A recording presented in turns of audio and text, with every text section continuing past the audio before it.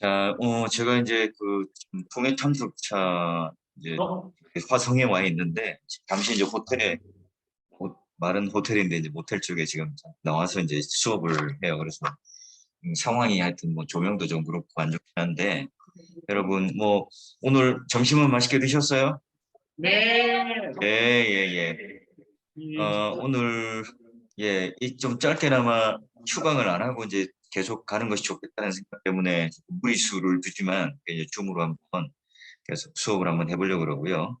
혹시 이제 보니까 두 분은 예, 이렇게 오시고 또 나머지 세 분은 또 같이 들으시고 어, 세 분, 세 분, 여섯 분. 그럼 지금 보니까 거의 다 참석하신 것 같아요. 자, 그러면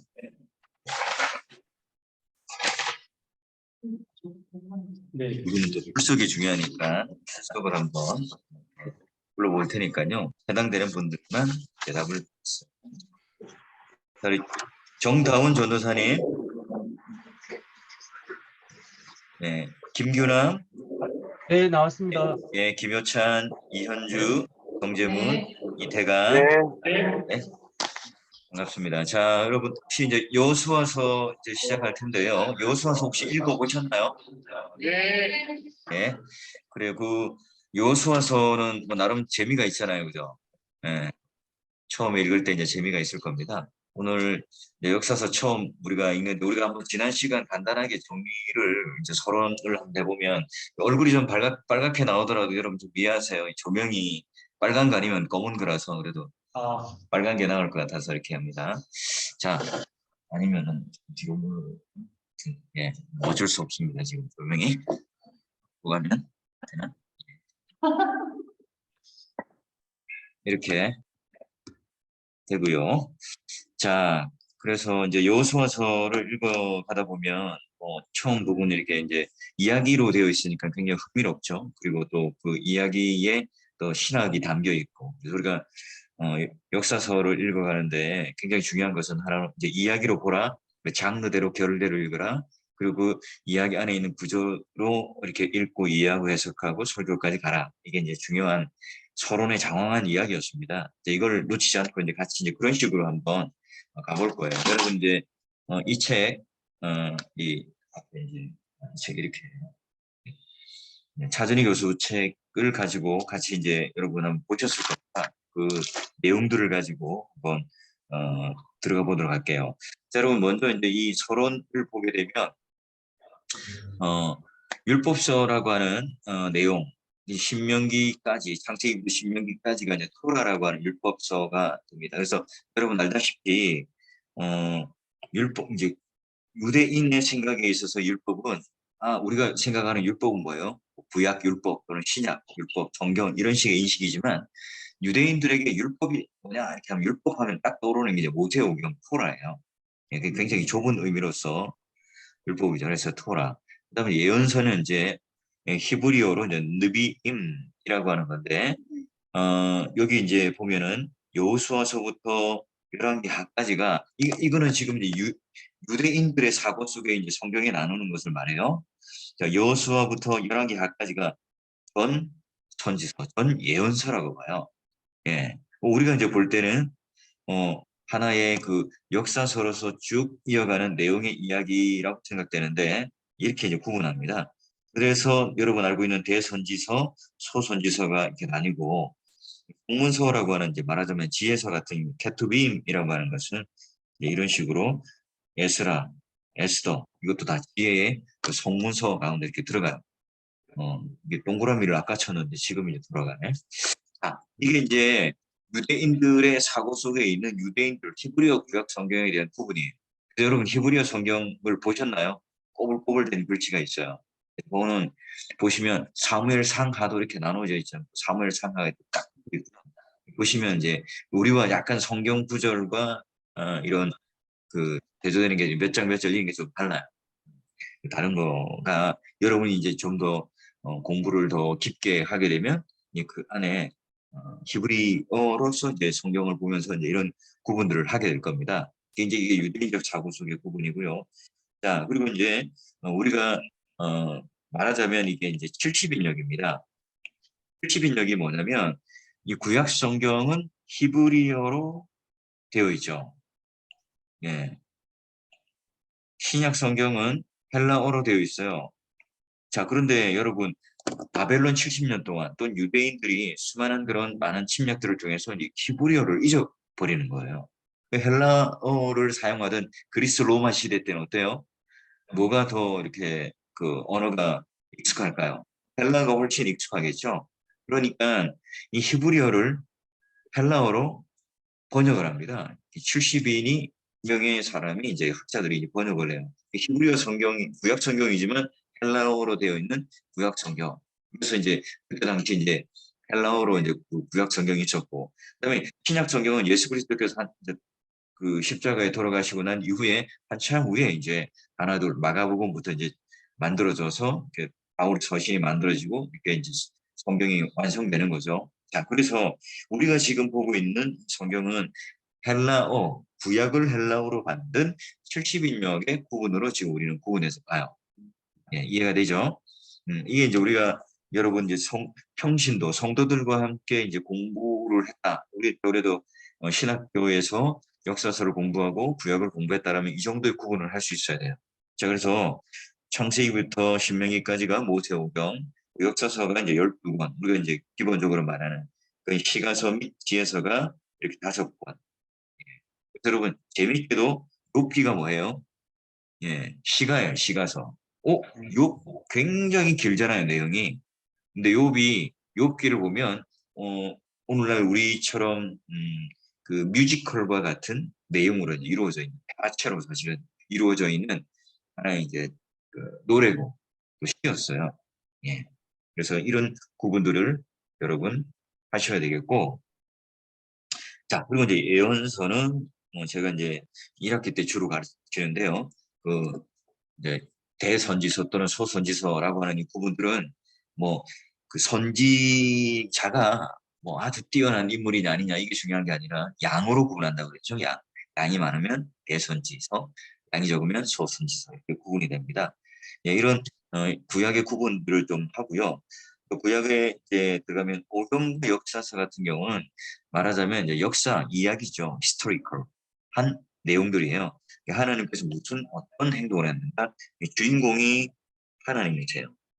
그리고 또 예언서 같은 경우는 하나님께서 인간 선지자에게 어떤 말씀을 주셔서 때로는 왕궁에, 때로는 귀족들에게, 때로는 평민들에게 이런 메시지를 전달하는가 하는 것을 보여줍니다. 자, 그리고 이제 그 이스라엘이 듣고 뭐 한 개인이 될 수도 있죠. 또는 뭐 합창이 될 수 있어요. 자, 그래서 다윗이 그런 메시지나 하나님의 말씀을 듣고 또 그 응답하고 기도를 가지고 하나님께 간구하는 내용들이 바로 이제 기가서와 지혜서가 되겠죠. 이건 하나님의 행동, 말씀 그리고 인간의 반응과 응답의 내용들로 이게 구분지어서 이해가 될 수 있어요. 그러니까 시편을 읽을 때는 주로 어떻게 봐야 됩니까? 그 시를 어, 표현하고 있는 또는 노래를 부르고 있는 그 시인과 함께 마음을 어떻게 해요? 딱 이렇게 포개어서 보는 거예요. 마치 하나님 제 물이 막 넘치도록 내 물이 너무 넘치도록 내가 익사하겠습니다라고 하는 바울의 그런 시를 읽을 때 아니면 하나님 제가 기가 막힐 웅덩이에 떨어졌습니다. 수렁에 떨어졌습니다. 내가 늪에 빠졌습니다. 여러분 늪에 빠지면 수영을 하면 이게 몸부림을 치면 칠수록 더 이렇게 빠지는 늪이 있어요. 그리고 또 내가 딱 이렇게 깊은 수렁에 빠지면 내 스스로 빠져나올 수 없는 것 그런 그 상황에 이제 빠졌을 때 이제 다윗이 부르짖고 있을 때 우리와 마음을 포개어서 함께 이제 그렇게 시를 노래 부르고 하나님과 그 해답을 찾아요. 반면에 이제 우리 역사서 같은 경우는 우리가 조금 더 이제 그 주인공과 또 이제 동일시하죠. 여러분 이제 뭐 영화를 보거나 뭐 드라마를 보면 한 주인공과 내가 이렇게 마치 동일시 된다든지 아니면 이제 좀 객관적인 입장에서는 그 이야기들을 이렇게 내가 이제 엿보고 바라보고 구경하는 자로서 이제 보는 것처럼 그렇게 이제 성경을 함께 또 읽고 보게 되는 겁니다.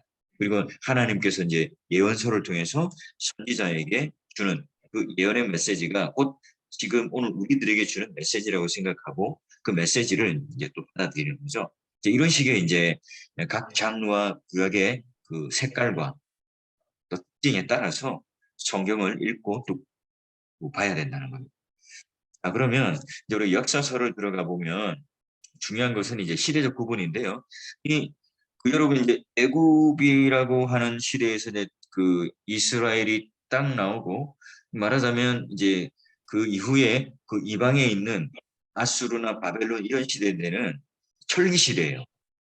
그 이전에 이제 이스라엘 백성들은 청동기 시대죠, 아직. 철이 강합니까? 청동기가 강합니까? 철이 강해요, 그죠? 그러니까 이제 여러분 그 사사시대 때도 마찬가지고 애굽에 나왔을 때도 변변치 않은 무기를 가진 게 이스라엘 백성들이에요. 근데 그 주위에 있는 나라들은 병거, 오늘날로 치면 탱크, 핵무기, 비행기 뭐 이런 것들을 구비한 나라의 사람들과 함께 이제 맞대면하는 거예요. 그러니까 이제 우리가 여호수아서를 읽어갈 때 이 여호수아가 왜 이렇게 두려워하고 백성들이 왜 두려워할까? 그 이제 이 두려워하는 배경을 어떻게 우리는 이해할 수 있죠? 음, 우리는 지금 가진 게 없어요. 그리고 변변치 않은 무기를 가지고 있습니다. 그분들은 노예였습니다. 한 번도 전쟁을 안 해봤어요. 그 조직적인 어떤 군사적인 훈련을 받아본 적도 없고 군대를 가져보지 못한 노예예요. 이제 그런 노예가 어떻게 해요? 이제 나가면 가나안 땅에 들어가면 네피림 아주 막 거대한 장애 이렇게 거인들 이것들과 이제 맞상대해야 돼요. 그 여러분 무섭지 않겠어요? 겁나죠. 말하자면 이제 막 비행기가 막 공습을 하는데 막 엄청나게 많은 비행기들이 막 하늘을 그래서 시커매요. 탱크들이 막 몰려와요. 그런 사람들과 함께 이제 싸우는 그 상황에 이제 딱 닥친 거예요. 그 지도자로서 어때요? 당연히 이제 두려울 수밖에 없죠. 그런 그 문화적 배경을 두고 이제 염두에 두고 이제 볼 때, 지금 이 두려움이 막연한 미래를 모르니까, 미래에 어떤 일이 일어날지 모르니까 난 이렇게 굉장히 두려울 거야. 또 걱정이 될 거야. 이 정도가 아닌 거예요. 눈앞에 그 현실 앞에 닥친 굉장히 그 높은 그런 장애물과 이게 장벽 앞에서 그들은 좌절하고 있어요. 자, 그래요. 그래서 먼저는 이제 북왕국 시대로서 북이스라엘이 BC 722년에 아수르에 멸망합니다. 칠들들, 7이, 예, 7이 북왕국은 예, 7위를 당한다. 7이 아수르에게 멸망당해요. 예, 외우기 쉽죠? 7위를 당하다. 7위. 예, 그 남왕국은 이제 좀 더 뒤에 한 200년 뒤에 그러니까 100년 뒤에 587년에 바벨론에게 망하죠. 예, 그 역사까지 교수님, 예, 교수님, 저 남한국이 586년에 바벨론에 예, 멸망. 맞아요. 586년도 되고요. 587년이라는 사람도 있고 그렇습니다. 내가 그 질문할 줄 알았어. 예. 586이라고 이제 주로 하는 학자들이 많습니다. 근데 이 차전 이것은 587로 해놨더라고요. 여러분 왜? 586을 1년 정도는 틀려도 괜찮습니다. 그러니까 교수님, 그 1년에 예, 계획이 왜 틀린 겁니까? 예, 그 견해 차이가 있으신 것 같은데, 그 예, 1년에 차이. 예. 지금 이제 어차피 그 BC라고 하는 것은 예수 그리스도가 태어난 비포 크라이스트를 제기 때문에요. 또 여러분 나중에 역사서를 조금 더 보면 왕의 원년도 조금씩 달라요. 그러니까 이제 누구 왕을 좀 기준으로 삼느냐, 어디를 좀 기준으로 삼느냐, 또 이게 만이냐 이런 거에 따라 조금씩 좀 차이가 있습니다. 그래서 586, 587 이거는 여러분 시험에 나올 리도 없고 할 수 없습니다. 그러니까 586으로 외우셔도 되고 587로 외우셔야 되는데 주로 많은 학자들은 586으로 봅니다. 예. 그래서 586으로 외우세요, 그냥. 예. 왜냐면 이제 7이 하다, 586, 예, 586 세대, 예, 586 이렇게 외우기 쉽겠죠. 예, 그러니까 보통 이제 외우면 돼요.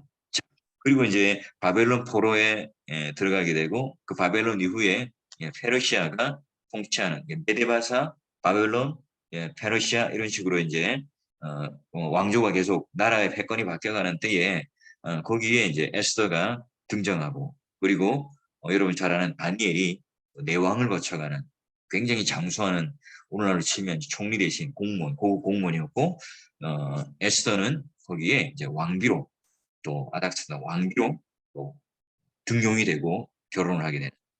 그리고 이제 바벨론 포로 70년 끝나고 난 뒤에 성전과 성벽을 짓는 상황. 그리고 이제 그리스의 통치, 로마 그리스의 시대가 오면서 이제 이게 신약이 되고 시대고 그 중간에 약 400년간 가 있게 되죠. 예. 침묵기가 있게 되고요. 그 침묵기 이제 말라기와 그다음에 신약에 이제 뭐 마테마가 누가 되는 공간 복음에까지 나올 때 말라기의 마지막 예언인 엘리야와 연결되는 모티프로 이렇게 신약이 연결되겠습니다. 예. 예. 그 아까 587년이냐 6년이냐 그렇게 큰 의미는 없습니다. 그래서 주로 이제 586을 많이 한다. 586. 예. 그래서 컴퓨터 586 뭐 이런 거 해서 이제 나중에 이제 그 신대원 졸업할 때 되면 성경 시험 칠 때 이런 게 주로 나와요. 예. 자, 그리고 이제 좀 표로서 보게 되면 예. 왕정 이전 시대, 통일왕국 시대, 분열왕국, 남유다. 자, 이게 뭐냐? 왕정이 되는 이제 왕이 없었을 시기, 사사시대 이후에 이 사사시대까지 이제 그 왕이 없었죠. 모세나 여호수아라는 걸출한 인물, 그 뒤에 이제 사사가 잠깐 대리 통치하는 그런 상황이 있었어요. 여러분 그 목소리는 잘 들리죠? 네. 예, 우리 그 김효찬 우리 저기 반장님이 잘 세팅을 해놨군요. 자, 그래서 이제 여호수아 사사들까지 있게 되고요. 이제 사무엘이 이제 어떤 인물이에요? 사무엘이 바로 이제 마지막 사사고, 그리고 또 첫 번째 그 선지자로서 그 마지막 사사 첫 번째 선지자로서 이중직 어떤 그 되는 역할들을 해요. 그때 이제 바로 이제 사울과 다윗과 솔로몬이라고 하는 통일왕국 시대로 가고요. 결국 솔로몬이 바로 이제 이방 여인들을 정략 결혼을 함으로 말미암아 우상 숭배가 되고 나라가 굉장히 어려워지는 우상 숭배로 인하여 나라가 율법으로 지키지 못하고도 망하게 되는 것을 통해서 이제 분열 왕국 시대에 가요. 그리고 이제 70년 포로 가운데 잡혀갔던 이제 대부분 이제 아수르가 망했기 때문에 남은 민족이 남유다하고 베냐민 지파잖아요. 주로 이제 포로로 끌려갔던 민족들이 남유다잖아요. 남유다가 끌려갔다가 다시 이제 예루살렘에 남유다가 이제 주류의 인물로 들어와서 이제 생활하게 되겠죠. 그래서 느헤미야나 에스라나 이런 내용들을 보면 남유다 지파, 남쪽 이제 남왕국의 그 백성들이 주로 이제 포로 잡혀갔다가 다시 예루살렘을 재건하게 되는. 북이스라엘은 어떤 사건이 일어나요? 아수르에게 여러분 바벨론과 아수르의 정책이 뭐가 달라요? 아수르는 관용이나 포용 정책이 아니에요. 굉장히 억압하고 눌러요. 그래서 여러분 사마리아라고 하는 도시에 이 이방 그 사람과 유대인들을 혼혈 주의 정책을 일으켜서 민족의 정체성을 말살하고 혼합주의로 만들어 완전히 이렇게 섞어버리죠. 그게 이제 바로 이제 아수르의 정책이었어요. 그리고 바벨론은요, 관용, 포용 정책이에요. 그래서 포로로 끌고 왔지만 그들을 이 민족적인 것을 말살하거나 종교를 없애거나 문화를 완전히 누르지 않아요. 오히려 그들을 그 지식인들이나 엘리트들을 그 정원 안에 잘 두어서 함께 관용과 포용 정책을 통해서 구성원이 되어서 그들이 가지고 있는 좋은 자원들을 써요. 그리고 백성들에게 자유를 주고 또 고국에 가서 각자의 종교를 지키게 하되 너희들이 내 말만 잘 순종하면 내 정치와 정책에 잘 따르면 너희들은 그와 같이 이렇게 종교적인 자유도 없고 너희들끼리 자치적으로 이렇게 민족을 이루며 살아갈 수 있다. 이걸 이제 보여주면서 이제 각 이렇게 나라마다의 정체성을 이렇게 세워줘요. 왜 그럴까요? 너무나 너무 이제 나라가 너무나 방대해요. 너무 커요. 거기까지 다 군대를 보내고 다 이렇게 통치를 하기에는 힘들잖아요. 그러니까 너희들이 적당하게 이렇게 적당하게 조공도 마치고 적당하게 나에게 와서 그런 정치적인 정책적인 순종을 바란다면 너희들 자유를 좀 누리고 살아가도 괜찮단다. 그래서 이제 그 포용 정책의 첫 번째 주자가 누구냐? 고레스 왕이잖아요. 고레스 왕, 그죠? 예, 그렇게 여러분 이해하시면 되겠어요.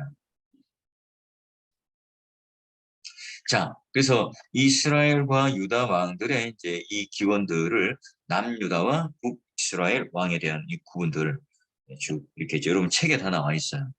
책에 다 나와 있고요. 제가 다음 시간에 이렇게 또 이렇게 줄 텐데요. 자, 보시면 이제 남왕국부터 그 다음에 이르기까지 이렇게 쭉 하고요. 여러분 여기 이제 보면 이런 숫자가 있고 동그라미 숫자가 있잖아요. 이게 이제 뭘 이게 남왕조는 깨끗해요. 예.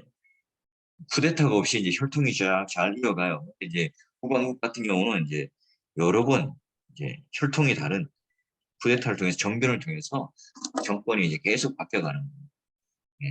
예. 여로보암으로부터 예, 오세아 마지막에 이제 잡혀가는 오세아까지 왕이 마지막 그 왕이었고요. 그 다음에 뭐 유다 이게 북이스라엘에 비하면 남유다는 조금 이제 왕조의 그런 길을 따라 갔었어요. 물론 이제 그 공과 가에 대해서 많은 이야기들을 하게 될 겁니다. 여러분 잘 아는 뭐 요시야, 뭐 우시야, 뭐 또 히스기야 이런 사람들이 이제 여러분 잘 아는 그런 조금 이렇게 성경에 이제 예언서와 함께 맞물려서 개혁을 했고 또 이스라엘이 이렇게 부국 강병을 이루는데 굉장히 중요한 중차대한 역할들을 해요. 나중에 이제 이 마지막 왕조의 세 왕이 마지막에 이제 이스라엘이 멸망하는 그 가운데 여러분 잘 아는 뭐 예레미야라든지 또 에스겔의 예언대로 이들이 이제 죽기도 하고 눈알이 뽑히기도 하고 포로로 끌려가는 그런 비운의 역사의 주인공이 되기도 합니다. 자, 그러면 이제 오늘 우리가 이제 여호수아서를 한번 이제 들어가 보게 되는데요. 여러분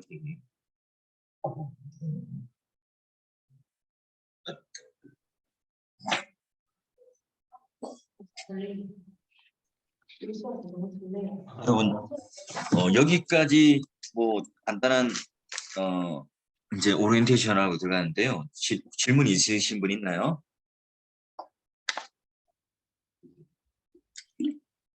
예, 없는데 억지로 만들어낼 필요는 없고 그러면 예, 여호수아서를 가봅시다. 자, 여러분 항상 이제 제가 말씀드렸듯이 큰 틀의 숲의 그 그림을 먼저 그려놓고 그래서 큰 틀 안에 어떤 구조로 지금 이제 큰 그림이 그려져 있는가 빅픽처 말하자면 이제 매크로적인 그림들, 이렇게 스트럭처, 매크로적인 큰 그림의 그 구조를 해야 되고요. 그 다음에 이제 여러분 마이크로 스트럭처를 봐야 됩니다. 자, 먼저 큰 틀에서 보게 되면 자, 여호수아 1장에서 12장까지를 보게 되면 요단강이 딱 중심으로 이제 요단강을 중심으로 그 서쪽 땅에 정복이 먼저 되죠.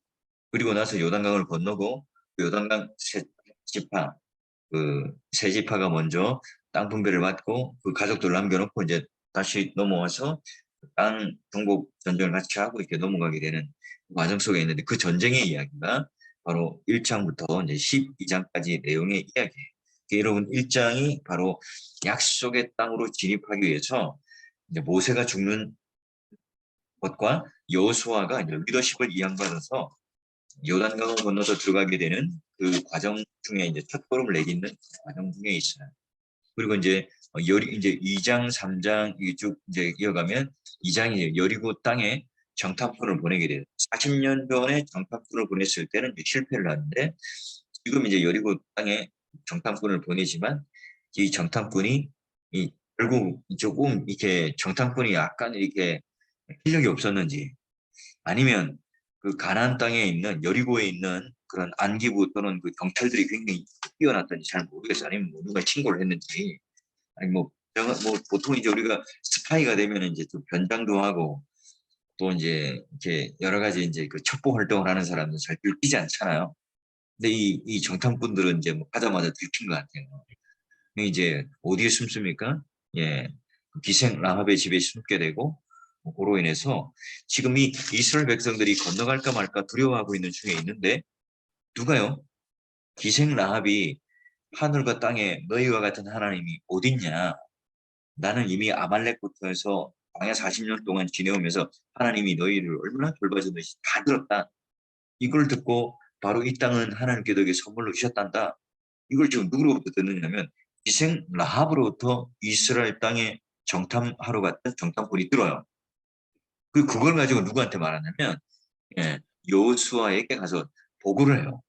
그게 뭐냐면 단순하게 이 이스라엘 정탐꾼이 가서 정탐에 실패하고 기생 라합의 집에 숨어가지고 내가 이제는 잡히면 죽는다 두려움을 떨고 있는데 오히려 기생 라합이 그 적들을 물리쳐내고 거짓말로 따돌려내고 그들에게 하나님의 메시지를 숨어주고 하나님의 약속을 기억나게 해주는 거예요. 이게 마치 이제 여호수아나 또는 다른 선지자나 제사장들이 해야 될 일을 누가 하냐. 이 라합이 그의 입술을 열어서 신학적 고백을 하고 그 사람들의 마음을 완전히 뒤집어 놓는 거예요. 굉장히 재밌는 그런 첫 출발이죠. 그리고 이제 3장에 요단강을 건너고 또 그런 요단강을 건너고 난 이후에 기념도를 건립하고 그리고 이제까지 미뤄왔던 할례 그리고 그 뒤에 이제 정복 전쟁이 쭉 이루어지면서 정복 전쟁마다 하나님께서 이제 주시는 어떤 전쟁의 교본, 전쟁의 매뉴얼, 또 우리가 이 땅에 살아가면서 하나님의 백성으로서 피 흘리기까지 싸워야 하는 싸움 속에서의 어떤 싸움의 전략들을 우리들에게 가르쳐줘요. 자, 그리고 이제 그 당시에 그 이방 왕들과의 이 전투 속에서 이 각각의 케이스 바이 케이스죠. 각각의 성들마다의 똑같은 전술과 전법을 쓰지 않습니다. 그 상황에 맞게끔 또 다른 하나의 그 전투의 매뉴얼을 가지고 전쟁을 하게 되겠죠. 자, 그리고 이제 13장부터 이제 22장까지는 땅 분배예요. 자, 이 사실은 여호수아의 굉장히 중요한 내용의 핵심은 13장부터 22장까지가 있는 거예요.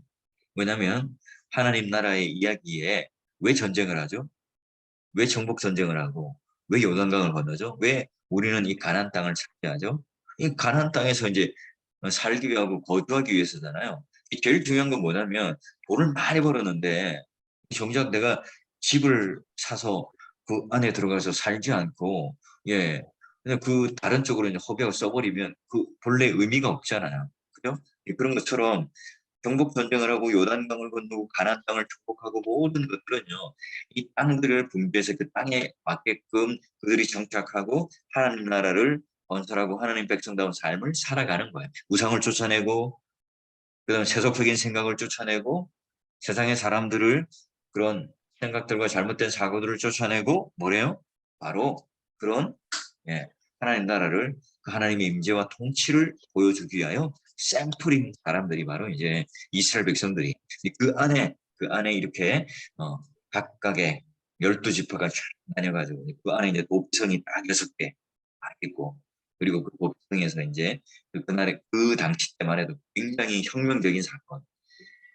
오늘날로 치면 옛날에는 죄 지으면 이 끝까지 달려가서 그냥 동해보복 사상으로 원수는 눈에는 눈, 이에는 이 갚아 죽여야 되는데 끝없이 복수와 피 흘림이 있을 수밖에 없는 그런 사회 속에 하나님께서 이렇게 복지성이라고 하는 것을 또 만들어 주셔서 그들이 용서하고 용납하고 또 그런 속죄함을 얻을 수 있는 그 길들을 어렴풋이 열어 그런 내용들이 이제 주고요.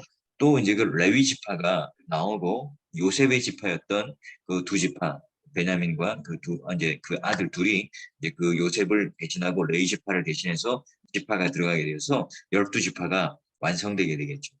그리고 여러분 23장부터 24장까지가 여호수아의 고별 설교와 함께 그런 세겜 총회라고 하는 것은 이제 언약을 갱신하는 우리가 이제 가나안 땅에 들어가서 어떻게 살 것인가 말씀으로 다시 한번 언약식을 하고 그 갱신하게 되는 그 총회를 열게 되겠죠. 그리고 나서 이제 여호수아와 그 대제사장 엘르아살도 함께 죽게 됨으로 말미암아 이 나라는 그 탁월한 인간 지도자로서 세워져 가고 이어져 가고 만들어져 가는 것이 아니라 바로 하나님께서 역사 속에 오고 가는 많은 사람들이 있어서 죽고 또 사라지지만 결국은 하나님께서 그 하나님 나라는 고도하게 유유히 흘러가게끔 하신다 하는 내용의 이야기로 이제 마무리가 짓게 됩니다. 이게 이제 전체적인 큰 틀의 이야기에 간단한 메시지고요. 자, 이제 전체적인 구조 속에 아까 땅 정복이 바로 1장부터 12장까지. 그래서 땅을 정복하기 위해서 전쟁을 치러요. 우리가 열심히 돈을 벌어요. 우리가 열심히 또한 하나님의 그 직업적인 소명을 가지고 많은 그런 돈을 벌어서 뭘 하느냐? 이제 바로 이제 두 번째가 땅 분배죠. 땅 분배를 통해서 우리가 이제 거주해야 될 하나님 나라에 대한 경계를 만들고, 그리고 이제 그 안에서 우리는 어떻게 살아야 되는가? 하나님의 법을 가지고 하나님 백성답게 살아가는 그런 방법이 무엇인가를 보고 배우고 또 함께 거기서 이제 결단하게 되는, 우리 한 땅에 들어가면 무엇을 택하겠느냐? 하나님 말씀을 택하겠느냐? 아니면 가나안 땅의 우상을 택하겠느냐? 우리 집은 하나님과 하나님 말씀을 택하겠다라고 이제 강력하게 선포하고 언약식을 하고 언약 갱신을 하는 내용으로 마무리를 짓게 됩니다. 자, 그러면 우리가 이제 1장 1절부터 한번 간단하게 한번 보죠. 자, 여러분, 모세의 죽음 이후로 여호수아의 리더십이 이양됩니다. 여러분, 여호수아의 이제 이름 자체가 이제 야훼, 여호와라고 하는 이름, 호수아, 호세아라고 하는 구원이에요. 그래서 여호수아, 호세아, 예수 다 똑같은 말이에요. 이제 이름 이제 우리가 발음하는 걸 조금 그때마다 조금 다를 뿐인데요. 지금 하나님은 우리의 구원자이시다, 여호와는 우리의 구원자이시다라고 하는 내용의 똑같은 말이에요. 자, 그래서 우리 여호수아서의 여호수아는 바로 이와 같이 하나님께서 구원자가 되신다라고 하는, 우리의 구원자가 되신다는 그 이름의 내용을 가지고 있는 사람이죠. 결국은 모세의 이름이 뭔지 알아요? 모세가 어디서 건진받았죠? 나일 강가에 물에서 건진받았죠? 그래서 공주가 이름을 모세라 짓잖아요. 너는 물에서 건진받은 자다. 예. 그래서 모세는 홍해를 건너고 물에서 건진받은 자라고 하는 구원의 의미를 가진 그런 건진 자, 구원자라고 하는 의미가 있고, 여호수아는 하나님이 우리를 구원하셨다라고 하는, 그 모세는 자기가 이제 구원의 대상이 되는 물에서 건진받은 자가 되고, 여호수아는 하나님께서 우리를 구원하시는데 하나님께서 이 구원의 주도권을 가지고 계신 분으로 그런 이름으로 연결됩니다. 이제 모세는 죽죠. 대신에 여호수아가 그 리더십을 이양을 받게 됩니다. 자, 그런데 하나님께서 이제 여호수아에게 주신 비전과 약속이 있습니다. 자, 두 가지인데요. 오늘 여기 차준희 교수는 하나는 동행 양식, 또 하나는 격려 양식이라고 해요. 동행 양식이라는 게 뭘까요? 내가 너와 함께 있을 거다. 왜냐하면 모세가 죽었어요. 여러분, 모세가 죽었다는 것은 그냥 한 사람 우리 지도자가 죽었지, 우리 지도자가 우리 눈 가운데 사라졌지, 이 정도가 아니에요.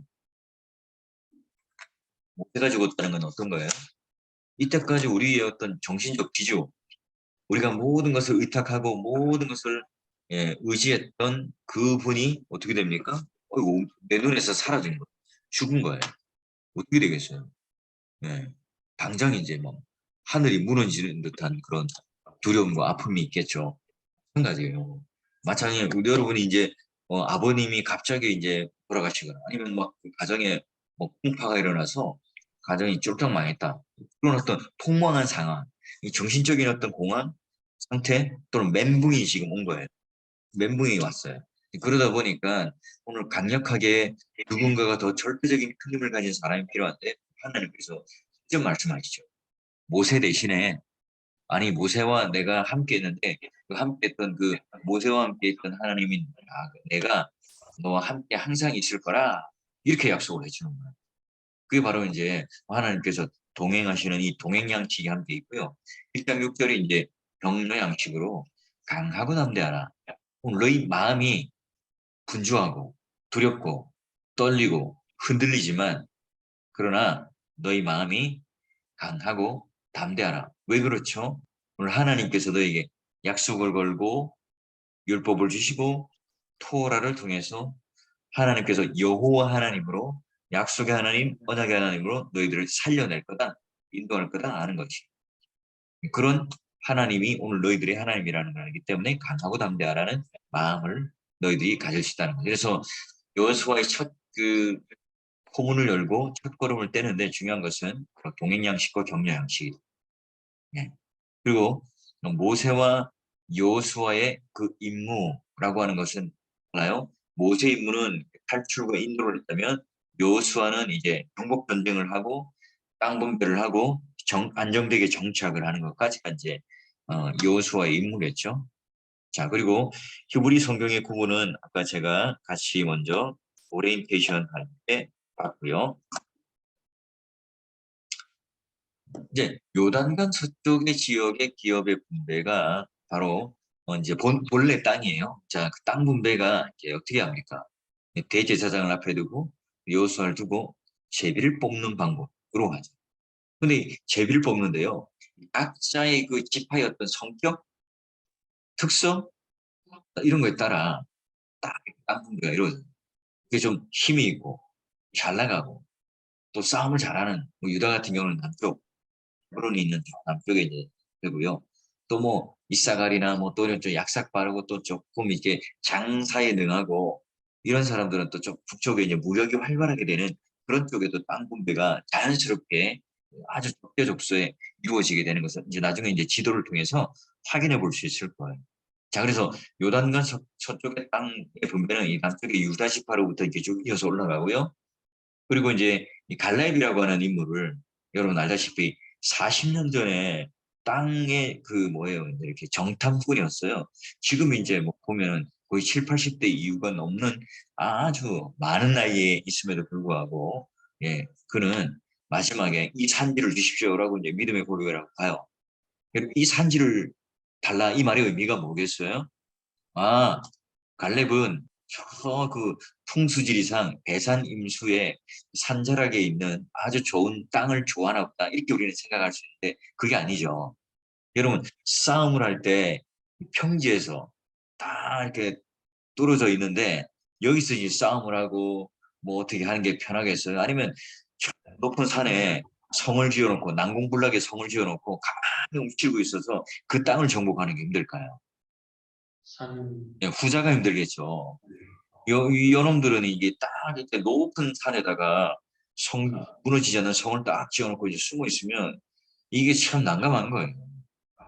이거 어떻게 이제 정복을 하겠어요? 사다리 높이도 뭐 하고 싸움을 걸기도 그렇고 이 평지면은 또 그 뒤에다 군수물자도 놓고 이렇게 에워싸기도 하는데 그래가지고 이제 이 산지를 정복한다는 것은 난이도가 높아요.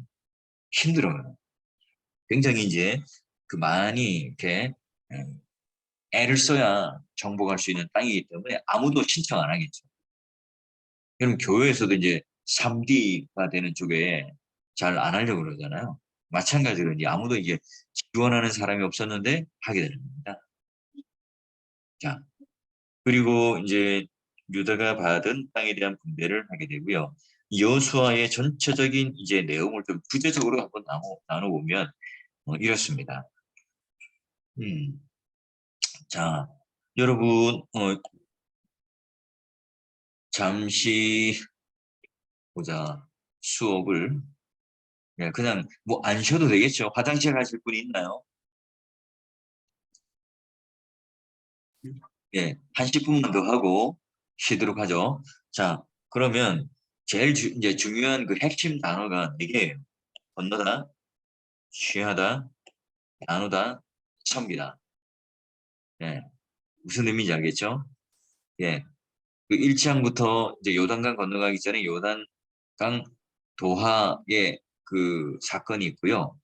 제일 첫 번째가 이제 여리고를 정복하는 사건이 있습니다. 그리고 이제 길갈에서 마지막에 이제 할례를 통하여서 성결하게 되는 이런 전쟁을 앞두고 남자가 할례를 한다는 것은 전투력이 상실되는 거예요. 그죠? 예, 마치 이제 팔을 묶고 이 싸움을 하는 것과 똑같은 거잖아요. 예, 그래서 할례를 한다는 것은 내 힘으로 전쟁을 하는 것이 아니라 성결하게 되므로 하나님께 모든 것을 의탁한다는 그런 마음을 가지고 하게 되는 거예요. 자, 이제 여리고 정복을 하게 되는데 실패를 하죠. 왜요? 아간이라고 하는 자가 범죄를 하게 되고 거짓말을 하게 돼요. 결국은 제비뽑기를 통해서 찾아내죠. 그리고 이제 이 성과 베델 전투는 그보다도 좀 작은 성이긴 하지만 그러나 이제 각자가 이제 하나님뿐만 아니라 이제 이스라엘 백성들도 점차 하나님이 주시는 전략과 전법을 가지고 적재적소에 매복도 하고 또 작전도 쓰고 이런 상황으로 점점 더 이제 인간의 어떤 그 열심들이 개입이 되기 시작해요. 물론 이 모든 승리를 하게 해주시는 분은 하나님이시잖아요. 그런데 그냥 하나님은 우리를 구원해 놓고 우리를 뒷짐지고 이 적병만 물리고 그런 죽을 떠서 그냥 입 쪽에 넣어주는 것을 끝내잖아요. 이제 이스라엘 백성들도 하나둘 이게 말하자면 이제 그 오리엔테이션을 해주는 거예요. 예행 연습을 하는 거예요. 그래야 나중에 땅을 딱 분배했을 때 땅 정복 전쟁을 할 때 그들이 이제 알아서 할 수 있을 거 아니겠어요? 우리가 이제 학교에 가기 전에 그 학교에 가면 적응 훈련을 하는 것처럼 뭐 그 학교에 딱 들어가거나 어린이집에 가거나 뭐 유치원에 가기 전에 아이들 뭐 배변 훈련도 시키고 밥 먹는 훈련도 시키고 젓가락하고 젓가락질하는 것도 미리 훈련시켜서 이제 보내잖아요. 유치원에도 보내고 학교도 보내야 되잖아요. 마찬가지로 이제 그런 오리엔테이션을 하는 것이 바로 여리고성 정복과 그런 이제 전투예요.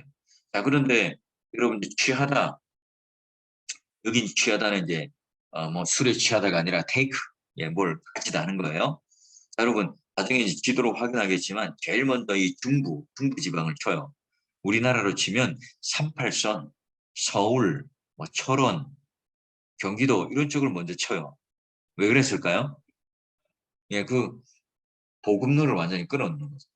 말하자면 이제 우리나라 한반도가 딱 치면 서울을 먼저 딱 치고 이 경기도와 철원과 저쪽에 이제 고성 이런 뭐 강릉 이런 쪽을 딱 쳐서 이제 그쪽에 딱 점령해 버리면 남과 북이 완전히 갈라져 버리죠. 그래서 이렇게 쭉 퍼져서 이제 아래 위로 올라가면 되잖아요. 그러면 이제 이 전쟁하기가 쉬워요. 근데 이제 이 밑에서 치고 하면 이제 거기서 계속 뒤에 후방에서 군수물자도 지급되고 그래서 제일 먼저 핵심 타겟이었던 이 중간에 허리를 딱 끊어버려요. 그게 이제 나중에 중부에 이제 아이성이고요. 남쪽에 이제 기본 그리고 이제 북쪽에 그 산지가 많은 쪽하고 이런 쪽에 하솔의 전투들을 하게 됩니다. 자, 그리고 이제 나누게 되는데 땅 분배를 말해요.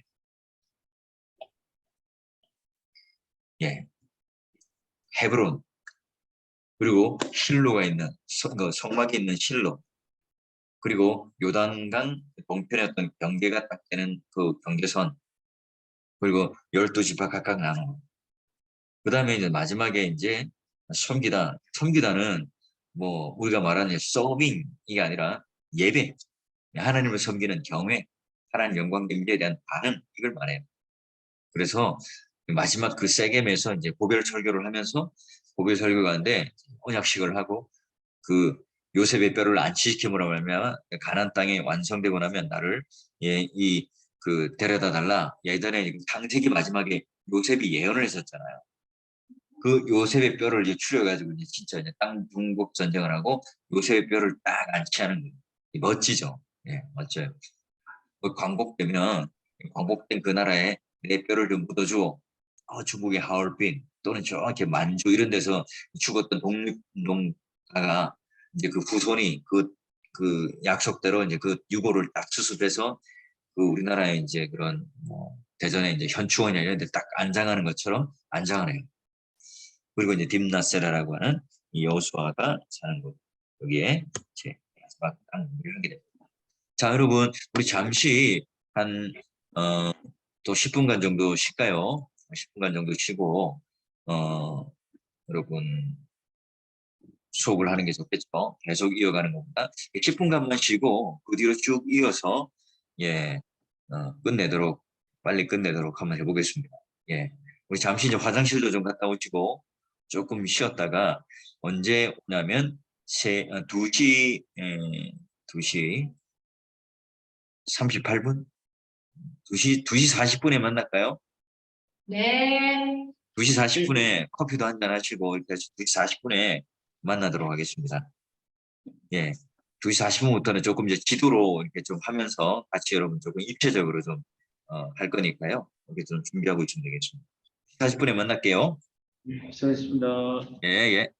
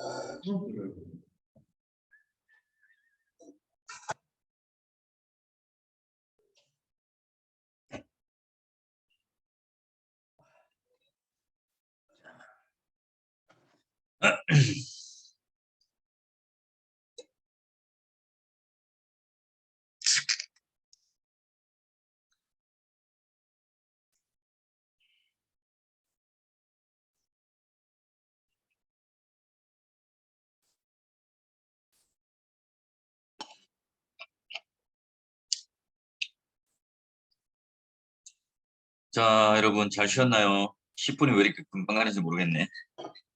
예.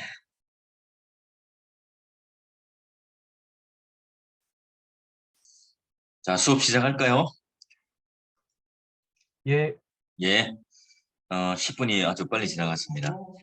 자, 여러분 이제 우리가 요수와서를 보게 되면 전투에 관련된 이제 장면을 한번 봅시다. 보시면은 예, 이제 여러분 그 전투 순서가 이제 I 그죠? 성을 정복하고 난 뒤에 베델, 그다음에 베토론 이런 식으로 지나가서 이게 쭉 남쪽을 가고 북쪽으로 가서 중심으로 시돈, 악삭 이런 식으로 이제 스파쪽으로 이렇게 갑니다. 여러분 여리고가 이 중간에 있죠. 예, 그 말한 것처럼 요단강과 이스라엘 지도는 굉장히 쉬워요. 예, 이런 식으로 이제 사해,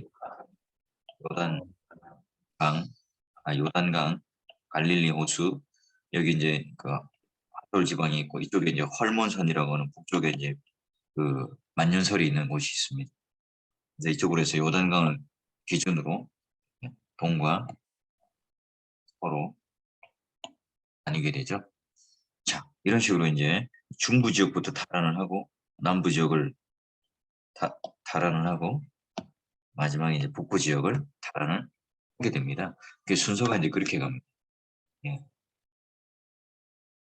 자, 여러분 먼저 이제 여리고성의 조감도를 한번 살펴보면서 여리고성이 이제 어떻게 되었는가?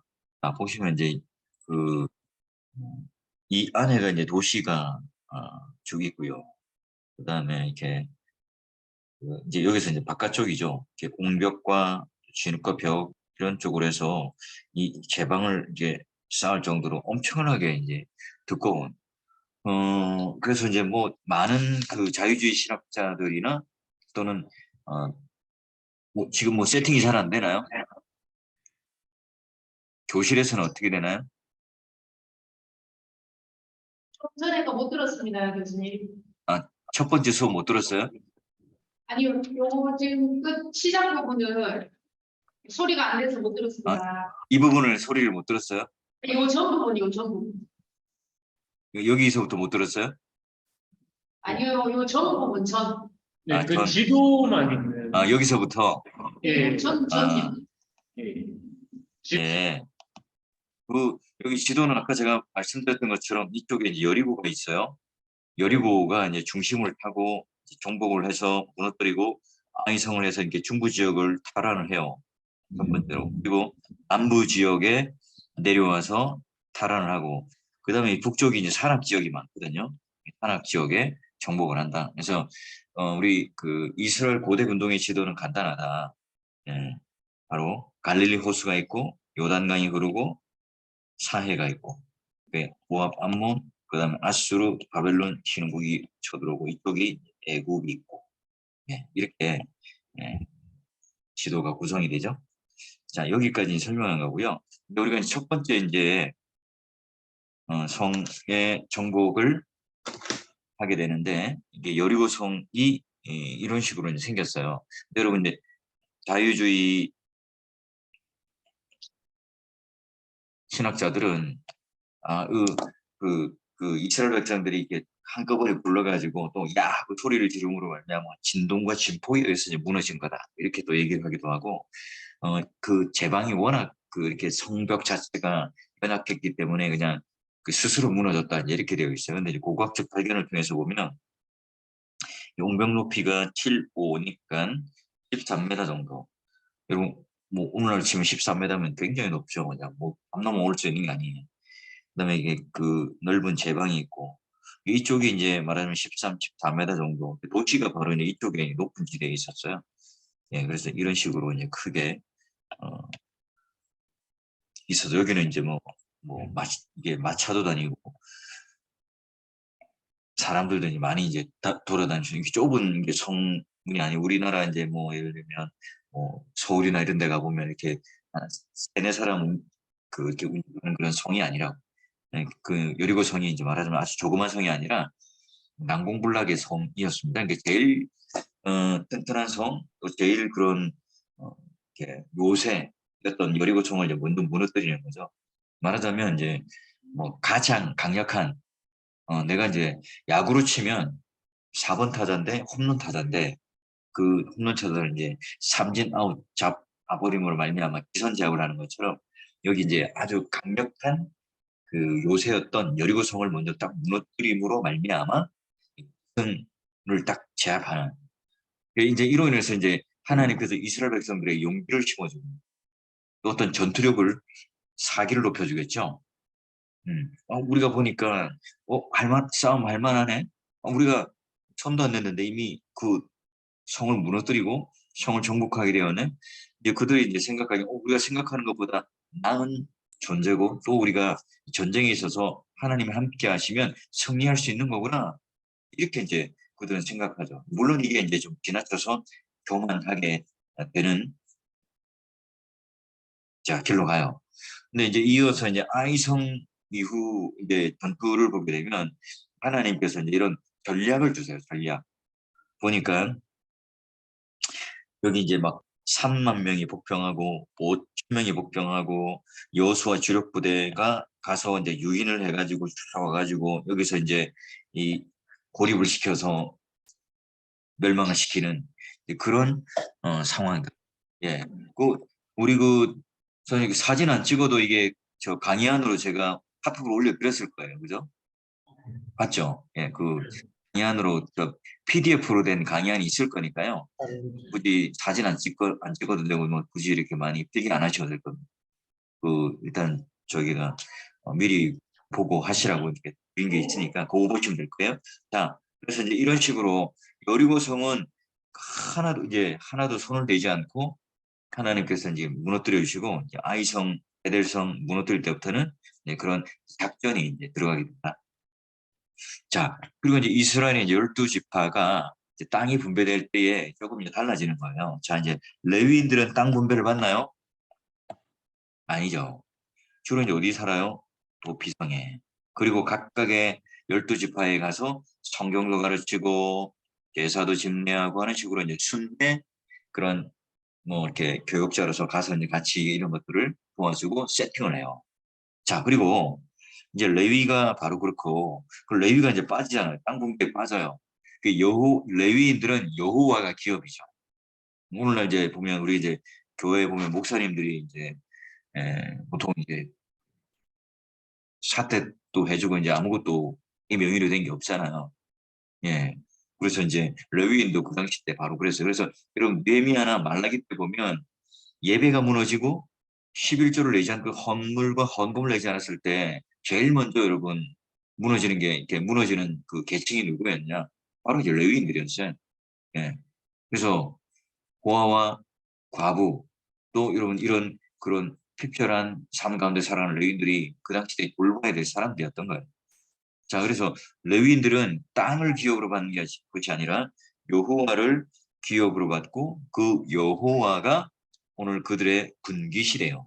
그래서 그들은 이제 제사를 하고 또 제사를 돕고 자 이렇게 하는 그런 자리에 그들은 서게 돼요. 그럼 요셉이 빠지고 난 자리에 한 자리가 남고 또 요셉이 또 이제 빠진 자리에 두 자리가 남. 예, 바로 이제 여기 이제 어, 라헬의 아들 그래서 이제 어, 요셉 대신에 두 아들의 지파인 이제 베냐민 아들이 그 에브라임 므낫세가 함께 이제 어, 들어가서 12지파가 완성되는 거예요. 그래서 창세기 때 읽었던 12지파와 지금 우리가 여호수아서 때 땅 분배 가운데 12지파는 다르네? 성경이 이상하네? 이렇게 말하면 그냥 이제 성도면 가능해요. 근데 우리는 이제 배웠으니까 이렇게 그래요. 자, 이제 땅 분배 사건을 한번 봅시다. 땅 분배 이걸 볼까요? 여러분 보시면 글자가 너무 작네.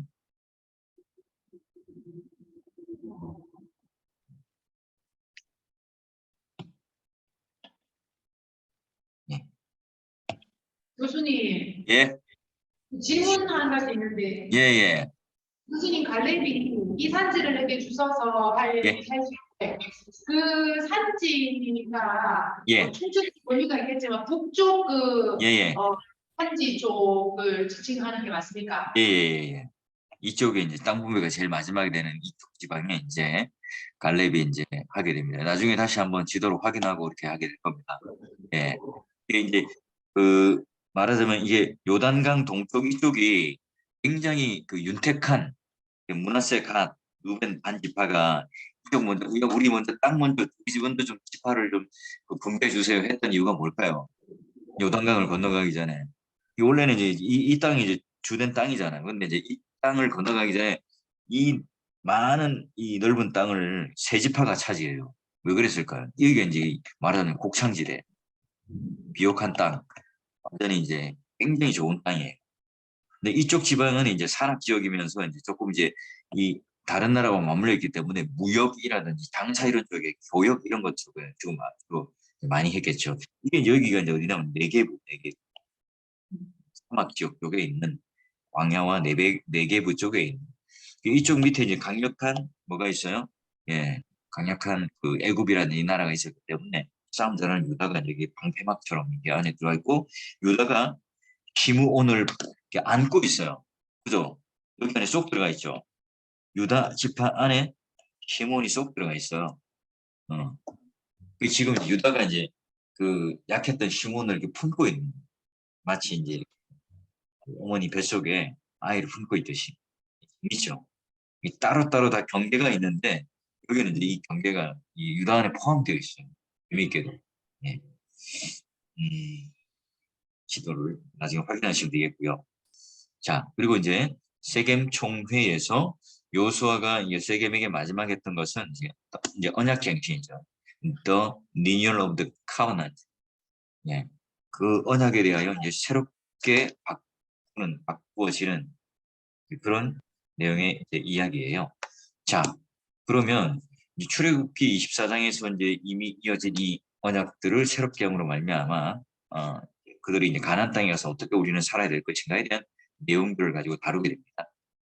그리고요, 제일 중요한 거 이제 요수아가 너희 집안은 누구를 섬기겠느냐 결단하라 강요하고 또 그것을 확정짓는 언약 갱신과 함께 그들이 이제 맹세하도록 하죠. 그래서 여호수아서 24장 마지막의 내용은 하나님께서 이 지금까지 그를 인도해 주셨던 그 과거를 돌아보고 회상하는 사건에 대한 이야기 그리고 이제 하나님만을 섬기겠다는 그 미래에 대한 다짐 그리고 이제 실제적으로 현재 우리가 새롭게 언약을 맺는 일 그리고 이제 여호수아가 역사의 위안길로 사라지는 그리고 과거, 미래, 현재 그리고 이제 이 여호수아는 역사의 뒤안길로 사라지고 마는 그런 마무리로 끝납니다. 자, 그리고 이제 우리가 좀 다루어야 될 내용들이 뭐냐? 도피성이라고 하는 거예요. 땅 분배를 쭉 다 해놓고, 자, 도피성이 몇 개 있어요? 예, 6개가 있습니다. 6개. 어디요? 예, 보면 게데스, 세겜, 헤브론, 요단강을 기준으로 서쪽에 뭐가 있어요? 게데스, 세겜, 헤브론. 땅이 보니까 딱 북쪽, 중앙, 남쪽 이렇게 있어요. 또 여기 보니까 그 골란, 길렛, 라못, 느보산이 있는 베셀, 여기가 이제 또 세 군데의 도피성이 있습니다. 왜 이렇게 6개의 도피성이 있었을까요? 도피성의 의미는 뭐죠? 내가 부지 중에 예를 들면 도끼를 가지고 막 나무를 패고 있었어요. 그런데 도끼를 패던 이 도끼날이 휙휙휙 날아가가지고 어떻게 해요? 옆에 있던 나무를 하러 왔던 사람의 머리를 딱 맞아가지고 이렇게 직사해 버렸어요. 고의가 없잖아요. 그런데 이제 갑자기 이제 자기 아버지랑 자기 남편이 죽은 시체로 돌아와요. 황망하잖아요. 근데 이 가족은 이 부지 중에 죽였지만 이 사람에 대해서 피해 보복을 할 수 있어요. 똑같은 살인을 할 수 있어요. 잡아다가 이렇게 목기날로 죽여도 이렇게 상관이 없는 거예요. 그 당시 때 고대원들의 풍습에. 그러면 이 사람은 내가 고의도 없고 실수를 했는데 그거 어떻게 되는 거죠? 이때 이제 내가 도피성에 가면 예, 피할 수 있죠. 그 대재상이 죽기까지. 또 그 사람들이 이제 또 이렇게 용서할 때까지 그 성읍에 머물면서 예, 그 말하자면 이제 속죄 내지 용서를 받을 수 있는 하나의 길들을 열어줬던 것이 도피성이에요. 근데 여러분 도피성이 저 게데스 위에 저기 한쪽만 있다. 근데 내가 지금 헤브론에서 그런 일들이 일어났다. 여기까지 도망을 어떻게 가겠어요? 가다가 잡히겠지. 이 가까운 곳에 곳곳에 이제 6군데가 도피성이 있었다 하는 거예요. 이게 나중에 도피성이 이제 어떤 개념이 될까요? 이제 예수 그리스도로 예표되는 예, 예수 그리스도 안에 있을 때 이렇게 살 수 있는 그 예표되는 하나의 모형론적인 하나의 원형이다 하는 겁니다. 자, 그러면 이제 도피성 제도라고 하는 것이 그 당시 때 굉장히 독특한 제도였었는데요. 도피성 제도라고 하는 것은 오직 이제 이스라엘만 있었던 제도예요.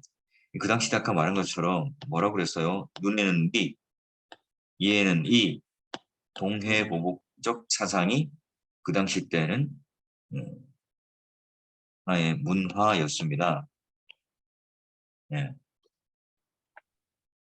자, 그래서 이제 피해 보복자라고 하는 것은 이제 그 개념 속에 이제 그런 것들을 이렇게 물을 수 있는 그 고엘, 리머라고 하는 이 의미도 바로 도피성과 같이 연결된 내용의 이야기고 여러분 잘 아는 룻기 같은 경우도 예, 대신하여서 그 모든 것들을 갚아주고 속량해주고 해결해주는 사람을 바로 이제 기어 무르는 자 고엘이라고 하는 표현을 썼던 거예요.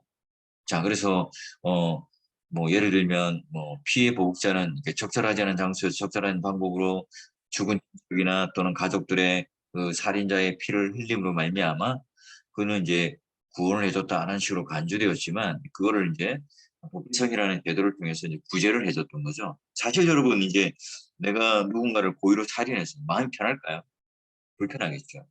내가 설령 이제 목숨을 잃지 않고 도피성에 가서 살지만 가족들과 떨어져 살아야 되잖아요. 말하자면 이제 스스로의 또 감옥에 갇히는 거랑 마찬가지예요. 대제사장이 죽기까지는 그곳에 살아야 되거든요. 이 대제사장이 언제 죽는지 어떻게 알아요? 예. 그러니까 이제 이 도피성이라는 제도도 어찌 보면은 하나의 그 형벌적 기능도 가지고 있어요. 따지고 보면. 이제 멀리 보면. 근데 또 하나 가깝게 우리가 보면 이제 우리가 함부로 살인하지 않고 또 하나님께서 용서의 길을 열어주었다는 그 은혜의 장소이기도 한 거죠. 그 당시 때 이제 고대 근동 사회에서 이게 이스라엘만 있었다는 것은 하나님께서 율법으로 딱 정해주셔서 이 이스라엘 백성들에게만 이게 있었던 그 제도거든요. 그 당시 때는 굉장히 이제 혁명적인 제도죠. 눈에 씻고 쳐다볼 수 없는 복지 제도고 굉장히 높은 차원의 사법적 차원의 제도였던 거예요. 예, 그런 의미로서 이제 이스라엘에게만 있었던 제도였고 법률적인 안전 장치였다. 자, 그리고 도피성의 제도의 세 가지 의미는 뭐냐면 오살한 자, 실수로 살인을 한 자들에게는 사면에 대한 기회, 어, 피해 보복자, 고엘되는 피를 무르는 자들이 합법적으로 그들을 죽일 수 있지만 그러나 그런 죽음이 또 그럼 예를 들어서 이 사람을 또 죽였어. 그럼 또 이 사람을 또 죽일 수 있는 권한이 생겨요. 상대방이. 계속해서 그러면 보복, 안갚음, 그 피, 폭력, 살인 이런 것들이 계속 이게 반복되는 거예요. 이 반복되는 것을 멈춰야 되잖아요. 멈추는 제도가 도피성 제도예요. 자, 그래요. 우리가 이제 코로나19가 걸리면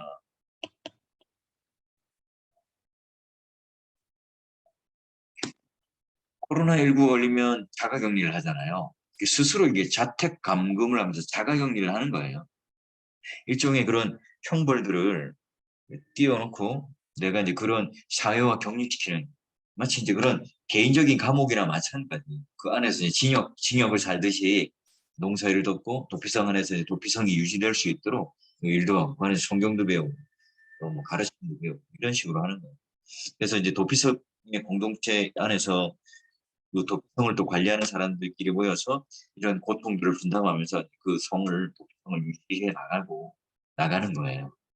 네, 그래서 도피성이라고 하는 제도가 굉장히 이제 이스라엘 사회의 독특한 제도였고, 또 그 시대에 있어서 하나님께서 특별하게 주신 그런 하나의 사면의 기회를 제공하는 그런 하나의 법률적인 안전장치였다.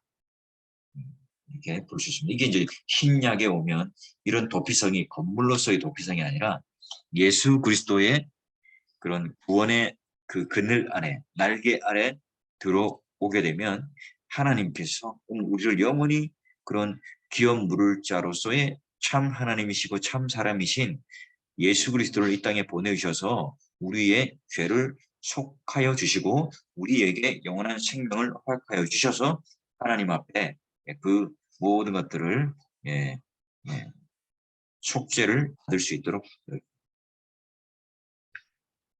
자, 그러면 이제 우리가 여호수아서를 읽어가는데 굉장히 중요한 신학적인 특징이 과연 뭐냐는 거예요. 자, 보면 이스라엘의 가나안 정복의 정착은 군사적인 힘이 아니에요. 순전히 하나님이 하신 일이었다. 자, 땅을 누가 주세요? 하나님께서 약속하셨어요. 이미 아브라함 때 한 땅을 약속으로 주셨죠. 그리고 그 약속의 땅을 하나님께서 정복하고 정착하고 분배하고 그 땅에서 하나님 나라의 백성으로 살아갈 수 있는 그 바운더리, 경계를 선물로 주셨던 거예요. 그 여호수아서는 결국 뭡니까? 이 아브라함의 언약이 결국 역사 안에서 어떻게 실현되는가를 보여주는 거예요. 출애굽기에서 고센 땅에 요셉의 식구들이 70명이었던 요셉의 식구들이 딱 들어가서 고센 땅에 사는데 한 400년 동안에 200만이 넘는 그런 민족으로 쫙 이렇게 만들어지죠. 뻥튀기 쫙 옵니다. 그 이제 하나님 백성이 만들어졌죠. 하나님 백성이 이제 어디로 가요? 그 과거에 애굽의 노예로 살던 때 그 장소에서 이제는 새로운 하나님께서 예비해 주신 땅으로 들어가서 그 땅에서 새로운 신분을 가지고 하나님을 섬기는 자로서 약속의 완성으로 이제는 바로가 통치하는 세상 왕이 통치하는 통치가 아니라 하나님께서 통치하시는 하나님의 임재와 영광이 넘치는 하나님 보좌가 있는 가나안 땅, 하나님 말씀이 온전히 통치되어지고 실현되어지는 그 땅, 그리고 그게 하나님께서 출애굽시켜서 하나님 신분으로 하나님 나라의 아들로 백성으로 만들어 주신 하나님 나라의 백성, 그리고 하나님께서 주신 선물로 수여해 주신 그 땅, 하나님 나라. 그래서 바로 이런 하나님 나라라고 하는 것이 약속 가운데 실현되는 거. 그걸 지금 보여주는 게 여호수아서예요. 하나님의 계명에 대한 절대적인 순종이 땅을 차지하는 필수 조건입니다. 뭐 전쟁의 무기, 군사력, 돈 이런 것들이 아니라 하나님의 약속을 내가 말씀에 순종하느냐, 말씀에 따라 내가 청종하느냐, 여기에 따라서 하나님께서 그 땅을 선물로 주시느냐, 쫓아내느냐. 결국은 이스라엘 백성들이 우상을 숭배하고 하나님 말씀을 듣지 않게 되었을 때 그 땅에 쫓겨나죠. 어디로요? 바벨론으로. 그 땅을 선물로 수여받았지만 그 땅 안에서 하나님께 주시는 복락을 누리고 살아가느냐 아니면 쫓겨나느냐, 그 기준이 뭐라고요? 하나님 말씀 지켜 순종하느냐 순종하지 않느냐에 따라서. 자, 이게 이제 여호수아서를 통해서 여호수아가 먼저 그 모범을 우리들에게 보여줘요. 하나님 말씀을 순종하겠다, 선택하겠다. 자, 그리고 여호수아서에서 여호수아는 이름이 뭐라고 그랬어? 여호와, 그다음에 호수아, 호세아, 구원하다, 여호와는 나의 구원자이십니다 하는 이름이 여호수아서예요. 결국은 그 여호수아서에 이끌어가는 전쟁의 수장이 누구죠? 전쟁의 대장, 거룩한 전쟁에 있어서의 장군, 왕벌, 이게 누구죠? 바로 하나님이세요. 하나님이 그 거룩한 전쟁을 이끄시는 군대대장이고 수장이고 명령을 내리시는 분이고 이 모든 이 전쟁에 있어서의 전략가이시고 전쟁에 있어서의 모든 승리를 경차하시는 최종적인 그런 승리하시는 그런 군대 장관이신 거예요. 예. 그래서 이 여호수아가 이끈 이 전쟁은 하나님 백성의 생존권을 확보하기 위한 특수한 전쟁이에요. 그 이제 이게 여러분 잘 알다시피 그러면 우리가 뭐 갑자기 북한 땅을 침략한다든지 중동 땅을 침략한다든지 뭐 어떤 선교 단체에서 땅 밟기를 한다든지 이런 식에 있어서에 마치 이제 그 우리가 하나님의 이름이라는 것을 딱 내걸고 모든 그런 전쟁은 다 정당화할 수 있나요? 그렇지 않아요. 자, 이게 이러한 특수한 전쟁이 헤렘 이거는요 여호수아 시대 때 국한되는 거예요. 오늘날 우리가 말하는 이 Holy War라고 하는 이 거룩한 전쟁이라는 이름을 붙여가지고 막 다른 나라 공습도 하고 자국의 이익을 위해서 그 뭐 원유라든지 이런 것들을 확보하기 위해서 다른 나라들을 막 괴롭히고 이 하는 것들을 가지고 뭐 거룩한 전쟁이고 하나님의 그런 율법적인 전쟁이라는 이름으로 하지만 그런 여러분 정당한 전쟁은 성경에서 이렇게 그 말하고 있는 게 아니에요.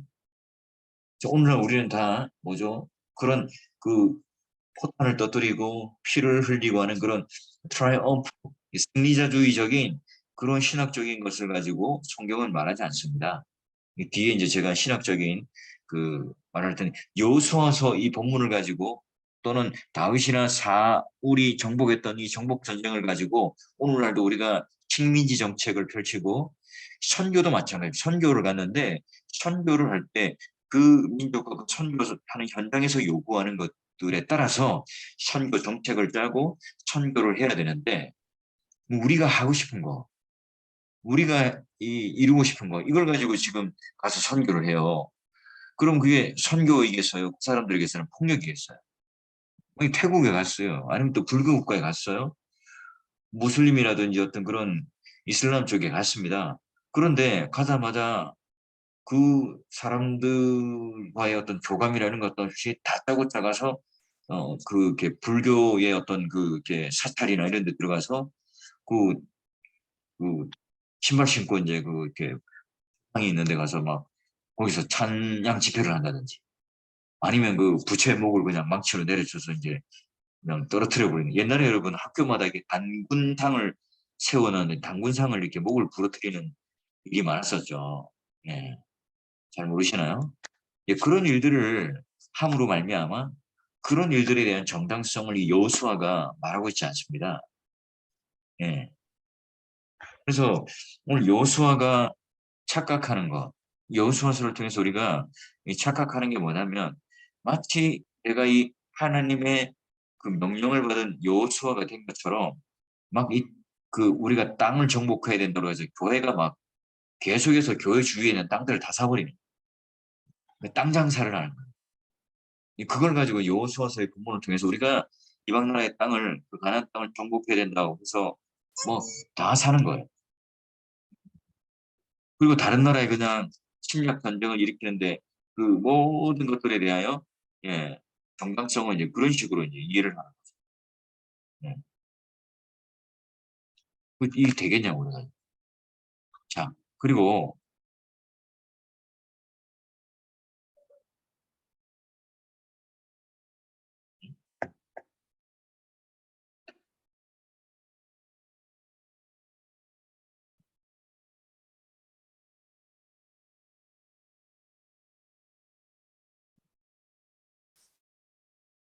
자, 여기까지 여호수아서의 지금까지 강의 중에 질문 있으세요? 교수님 예, 오늘 배운 내용은 뭐 다 일반적인 내용이니까 다시 복습하면 될 것 같고요. 예, 제가 여호수아 읽을 때 좀 이해가 안 되는 부분이 21장에 보면 레위 사람들이 와서 자기들 거주할 성읍하고 목초지를 요구하는 장면이 있잖아요. 음, 근데 그 일단 레위 사람들은 성전에 봉사하는 사람들을 이렇게 택함받은 사람이라서 지파에서 제외가 됐는데 예. 왜 자기들이 성읍하고 땅하고 이런 걸 왜 요구하는 거죠? 지금 이제 결국은 이렇게 되진 않았지만, 이제 네. 그 사람들은 이제 아까 말한 것처럼, 네. 도성이라고 하는 한정된 공간에서 하게 네. 되었고요. 그 다음에 이제 말하자면 그 지파가 가지는 경계를 가지는 그 땅을 갖지는 못했고, 대신에 각 이제 뭐 예를 들면 베냐민 또는 뭐 유다, 갓, 아셀 이런 지파마다 이제 레위인들이 또 거주를 했거든요. 그 지역에서 조금씩 이제 그들이 읽을 수 있는 땅이라든지 이런 것들은 이제 교회에서 사용을 했어요. 그런데 이제 여호수아에게 요구했던 것처럼 다른 지파처럼 경계를 딱 가지고 이 경계에 따라서 이제 여기는 이제 딱 이제 아무도 침범할 수 없는 레위 이 지파의 땅이야 이렇게 이제 갖지는 못했어요. 하나님께서 이제 그렇게 해서 너희들은 이제 섬기는 자로서. 근데 그게 이제 레위 지파들의 역사들을 보게 되면 창세기로부터 흘러가요. 창세기에 이제 여러분 어떤 일이 있었어요? 예, 그 이제 누이가 그 이방 그 족속의 그 족장의 아들로부터 디나가 이제 말하자면 이제 강간당하는 사건을 경험하게 되고 그때 이제 그 레위하고 또 하나 이제 장자였던 자하고 같이 거짓으로 이제 할례를 시켜가지고 이제 죽여버리잖아요. 네. 그 사건이 피를 묻힌 사건 이후로 이제 하나님께서 흩어버리시겠다 이렇게 또 예언을 하고요. 근데 그 뒤로 또 이제 나중에 그 민수기라든지 광야 시절을 딱 지나가면서 모압 여인들과 행음을 하고 딱 그 했을 때도 이제 나섰던 지파가 이제 또 레위 지파가 되겠죠. 그런 식의 어떤 하나님께서 하나의 역할들을 그 지파 가운데는 주셨어요. 그래서 우리가 생각하는 것처럼 경계가 있는 땅이라고 하는 것을 주시지는 않았지만 그러나 그런 식으로 이제 지성 내지 각 지파마다의 성읍에서의 땅을 갖도록 하나님께서 이 정도까지만 허락을 주는 거죠. 그럼 레위 지파가 그 받은 목초지나 이런 건 다 그 사람들이 다 일구고 농사 지었다 하는 거죠. 이제 그런 것들도 이제 어찌 보면 이제 대부분이 어떤 뭐 우리가 이제 갖고는 이제 뭐 채소라든지 이렇게 자가로 먹을 수 있는 정도지 다른 지파처럼 이렇게 뭐 농업을 해서 이제 뭐 이렇게 이윤을 남기고 생업을 하는 그 정도는 아니고 네. 그래서 이제 그 말하자면 각자가 이제 성전세를 내고 이제 그 구약에는 어떤 사람들은 이제 막 11조 무용론자들을 보면 이제 구약에만 있었고 신약에 없었다는 그런 게 아니고 구약에도 11조는 딱 11조만 냈다 이렇게 되는 그게 아니에요. 구약에는 성전세를 내고요. 또 그 11조도 내고 또 다른 또 이제 각종의 헌물들을 냈기 때문에 그 오늘날 우리가 알고 있는 그 11조보다 더 많은 10의 3조, 4조까지 내는 경우도 있었어요. 그렇기 때문에 레위 지파가 오늘 이제 그런 이제 그 성전세라든지 또는 11조를 낸 것에서 레위 지파들을 충분히 보살펴 주었어요. 그래서 레위 지파들은 온전히 제사를 드리고 말씀을 전하고 백성들을 돕는 이 일들에 대하여 전적으로 이제 그들은 그 헬퍼로서 이렇게 역할을 했던. 네, 그러니까 그렇게 성전 봉사 하시는 분들은 그렇게 음, 음, 성전세나 이런 11조로 먹고 삭을 받았는데 예, 여기 이렇게 땅을 요구해서 일군 사람들은 또 분류가 돼 있었단 말이에요. 음, 성전 담당하는 사람들이 일을 같이 병행을 했다는 건지 아니면 그러니까 레위 지파 안에서도 성전봉을 담당하는 사람들하고 그냥 일반적으로 이렇게 목초지 재배해서 자기들이 수확해서 먹은 사람들고 이런 식으로 분류가 예. 되는 거예요. 예. 지금 여기서 이제 그 말한 것처럼 아까 제가 큰 틀에서는 네. 레위인들은 경계, 내 소유입니다라고 하는 땅을 분배받지는 않았다는 게 이제 첫 번째 전제고요. 다른 지파처럼 이렇게 경계가 딱 지어지지 않았다는 게 전제고, 그냥 그렇다면 전혀 땅이 없었느냐? 그렇지는 않죠. 아까 말한 것처럼 이제 간단하게 텃밭을 일구고 한다든지 이런 거는 각 지파마다 흩어져 살면서 가능했던 것이었고, 그러나 이제 전적인 것은 백성들이 이제 그 11조라든지 성전세를 냈던 것에 대해서 그걸 가지고 이제 그 레위 지파와 대제사장들에 대하여 생계를 책임져 줬어요. 그래서 그러니까 모든 레위인들이 다 성전 담당한 건 아니었다는 건가요? 그렇죠. 그러니까 순번을 돌아가면서 예. 레위인들이 이제 예를 들면 레위인들도 이제 많은 이제 제사장들도 있을 수 있고 그냥 일반 그 성막에서 바깥쪽에서 돕는 뭐 나무를 패는 사람도 있을 거고 뭐 물을 깃는 사람도 있을 거고 제사장 옆에서 이제 시다바리를 하면서 동물을 피를 치는 레위인들 그 다양했죠. 그러니까 예. 다양한 레위인들 안에서 있었고요. 그러니까 이제 이 뭐 레위인들의 어떤 삶들에 대해서 다 이렇게 이야기하면서 이렇게 스펙트럼을 넓혀서 이렇게 얘기하려면 이제 뭐 많고요. 근데 이제 우리가 딱그 중요한 신학적인 어떤 메시지나 의미들을 가지기 위해서는 대제사장들이나 뭐 이런 레위인들은 땅을 소유하지 않았다. 예, 이런 것을 좀 더 큰 의미를 두고 그 땅을 소유하지 않았던 것은 하나님을 소유했고 하나님을 이렇게 메시지를 전하고 가르쳤고 그 더불어 이제 함께 백성들이 그 생계를 책임져주고 그리고 함께 그 사람들을 도왔다. 이렇게 이제 우리가 보게 되는 거죠. 일반적으로 이제 레위지파라는 표현 자체에서 어떤 특권 의식이나 뭔가 그러니까 좀 현대 목회자들하고 레위지파를 이렇게 예. 동일선상에 놓고 이런 식으로 해석하는 걸 제가 신학하기 전에 예. 그런 어떤 사고방식을 많이 봤는데 예. 성경 이거 읽을 때마다 제가 느끼는 게 그게 예. 아니라는 생각이 많이 들었거든요. 예. 그래서 자, 이제 우리가 소위 말하는 이제 그 성직이라고 하는 이 개념 자체를 언제 이제 왜곡되었느냐? 중세 시대 때를 중심으로 한번 생각해 봅시다. 중세 시대 때 가장 그 중세 타락의 원인이 뭐였냐면 교회 이제 성직화거든요. 그 음악이 갑자기 나. 교회가 이제 이렇게 성직화, 사제화가 되는 것으로 이제 타락이 생겨버리는 거예요. 그러니까 교회 안에 사제가 있고 교황이 있고 교부가 있고 이런 식으로 계급이 생기잖아요. 그러므로 말미암아 교황이라고 하는 것이 교권이 커지다 보니까 왕보다 더 높은 위치에 있어. 그리고 그 교황이라는 위치를 가지면서 성경도 교황이 인정해줘야 성경이 되고 교회도 교황이 뭔가 파견하고 파송해야 그 교회의 지도자가 생기고 인정되는 거예요. 그러다 보니까 교황이 모호하고 교황이 하나님처럼 돼버리는 거죠. 그죠? 예. 신부라고 하는 개념도 그런 의미예요. 그런 식으로 이제 교권이 타락될 수밖에 없었던 거죠. 레위인들도 말하자면 그렇게 함으로 말미암아 레위인이나 대제사장 자체를 성직이라고 하는 개념으로서 뭔가 이 직분에 대한 우상화를 만들기 위해서가 아니에요. 각자가 이 땅을 가지고 지파별로 그 역할들을 가지고 있었고 각자만의 범용이 있었잖아요. 이 말하자면 직분이라고 하는 걸 통해서 직분은 동등하다. 그러나 그 직무는 다르겠죠.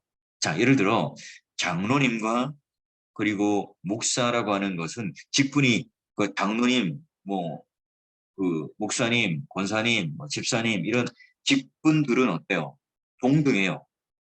여기 말한 동등이라고 하는 것은 뭐 계급적인 의미로서 동등하다는 거예요. 그런데 뭐가 달라요? 직무가 달라요. 그리고 동등한 그 직분을 가지고 있지만 그 직분에게 주어진 또 하나님의 권위는 또 다르겠죠. 자, 예를 들면 내가 장로라는 직분을 가졌지만 주일날 공예배 때 권사라는 직분을 가졌지만 주일날 공예배 때 올라가서 막 마음대로 설교를 할 수 있나요? 없어요. 그건 오늘 우리가 뭐 성경에서 또는 이 공동체 속에서 한 분이 소명을 받고 신학교를 가고 많은 훈련을 통해서 설교자로서 우리가 이분을 이렇게 세우고 인정해주고 공중했을 때 그 사람이 이제 그 동등한 서로의 직분들을 가졌지만 그 직무에 맞게끔 서는 것처럼 레위인들도 그 당시 때 수많은 이 지파들 속에 또 다른 하나의 그 각자의 땅을 정복해야 되지만 그 사람들은 땅 정복하는 일이 아니라 그들이 영적으로 그런 여러 가지 하나님을 잊어버리거나 또는 신앙을 잃어버리지 않도록 그런 영역들에 대해서 그 제사를 드리고 말씀을 증거하고 본을 보이는 역할들을 가지고 살아갈 수 있도록 그런 소명을 받은 자들이 그런 의미로서 직분론을 가져야 돼요.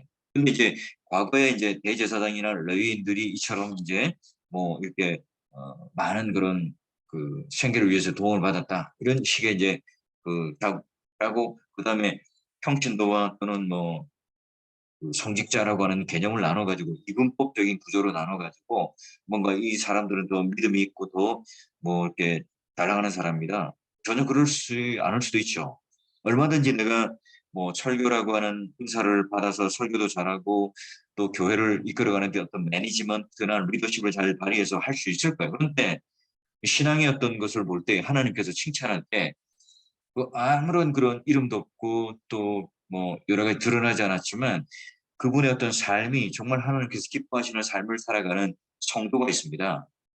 그러면 하늘나라에서 누가 더 하나님께서 기쁨을 가지고 잘하였도다 착하고 충성된 종아 내가 작은 것으로 충성하였으면 내가 많은 것으로 너에게 맡기리니 와서 이 주인의 즐거움과 식탁에 참여해라. 이 칭찬을 받는 사람은 무조건 담임 목사는 상석에 앉고 더 많은 그런 그 상급을 받는다? 아니잖아요. 그 사람이 5달란트나 뭐, 2달란트를 받은 사람으로서 평신도일 수 있고 어떤 담임 목사가 1달란트를 받은 사람으로서 그런 직분에 걸맞는 직무를 안 할 수도 있고요.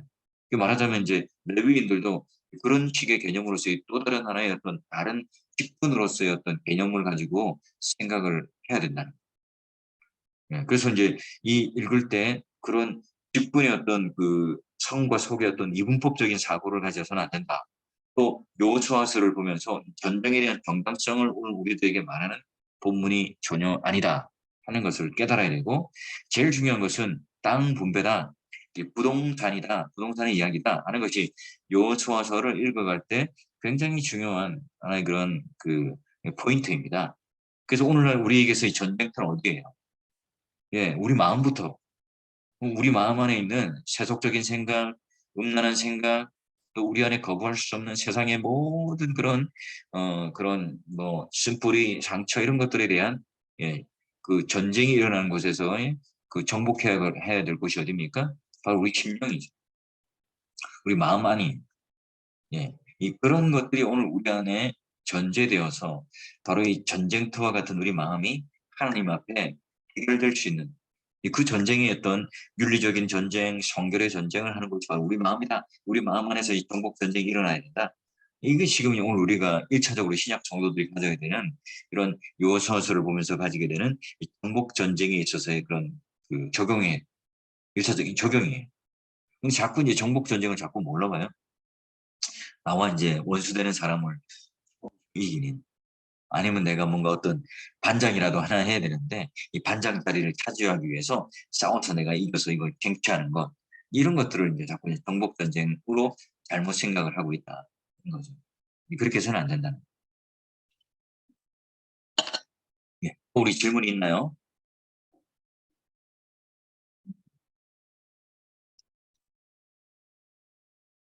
자, 우리 김규남 전도사님이나 우리 정재문 전도사님은 질문이 없나요? 저 아까 방금 질문 드려서 예. 네. 네, 저는 대답이 충분히 되었습니다. 예.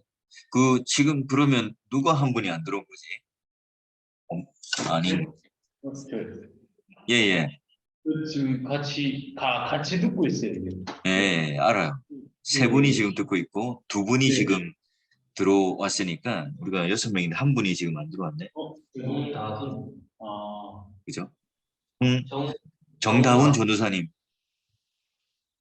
안 들어온 것 같은데 연락을 한번 해보고요.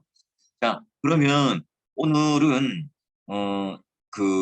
여기까지 이 줌으로 지금 이제 하면서 또 장시간 또 할 수 있으니까 조금 제가 스피디하게 했어요. 그리고 지금 이제 간단하게 여기 성경책 가져오셨죠? 성경책으로 이제 한번 간단하게 이렇게 살짝살짝 스킵하면서 오늘 수업은 여기까지 하도록 하죠. 그리고 다음 주는 제가 이제 제주도 쪽으로 가야 되는데 아마 이게 장비를 가지고 가서 이게 어떻게 되는지 상황이 몰라서 다음 주는 부득불 뭐 휴강을 하든지 아니면 저녁 때 뭐 이렇게 따로 좀 시간 내서 하기는 힘들죠, 그죠? 네, 그냥 하고 대신에 그 다음 주에 그러면 예, 룻기하고 사사기하고 두 개를 같이 그러면 진행을 하도록 할게요, 수업을. 예, 그렇게 하면 되겠죠. 가급적 예, 휴강을 안 하는 걸로 한번 잘 보겠습니다. 그리고 과제물은 그때 제가 이제 가서 알려드리도록 하고 중간고사 때 같은 경우는 제가 중간고사 때 미리 이제 예제를 한번 드리도록 하겠습니다. 예제를 드리고 그 예제에 따라 여러분 준비하시면 될 것 같아요. 자, 그럼 요서 1장을 펴게 되면 1장에 이제 여호와께서 이제 여호수아에게 말씀을 하시고 위험에 떨고 있는 자들에게서 아까 말한 것처럼 한번 해보면 동행, 또 격려, 양식을 가지고 얘기를 해요. 그리고 여호수아가 백성에게 이제 명령을 함께 이렇게 내리게 되지만 요단강이라고 하는 넘실대는 그 현실의 벽에 부딪히고 그 이장에 이제 정탐꾼을 보내게 되는데 이 정탐꾼마저도 뭔가 좀 변변치 않고 좀 모자란 듯한데 거기에 반해서 누가요? 기생 라합이라고 하는 인물이 오히려 이스라엘 백성 두려워 떨고 있는 또 그 믿음이 좀 흔들리고 있는 여호수아에게 그 하나님의 말씀을 새롭게 이렇게 각인되게끔 하는 그런 어떤 메신저, 선지자, 설교자로 역할을 하는 게 바로 이제 라합이에요. 그래서 라합이 이스라엘 백성들 정탐꾼을 숨겨주었다. 이것보다 더 중요한 신학적인 메시지가 뭐냐면 그 라합의 입을 통하여 하나님이 누구이신지를 다시 한번 알게 하고 믿음에 대한 고백을 했다는 게 굉장히 중요합니다. 그리고 3장에 이제 요단강을 건너는데 홍해는 바다가 갈라졌지만 요단강은 흘러가면서 물벽이 생기면서 완전히 한쪽이 끊겨버리게 되는 거예요. 그죠? 그게 좀 특징적이다. 완전히 이제 단절되는. 그리고 4장에 이제 넘어가게 되면 길가리에서 세운 그 12도를 하게 되고 기념비라고 하는 것을 만들게 되고 또 5장의 중요한 사건은 이제 할례를 통해서 여러분 이제 그 제일 먼저 여리고성을 정복해야 됩니다.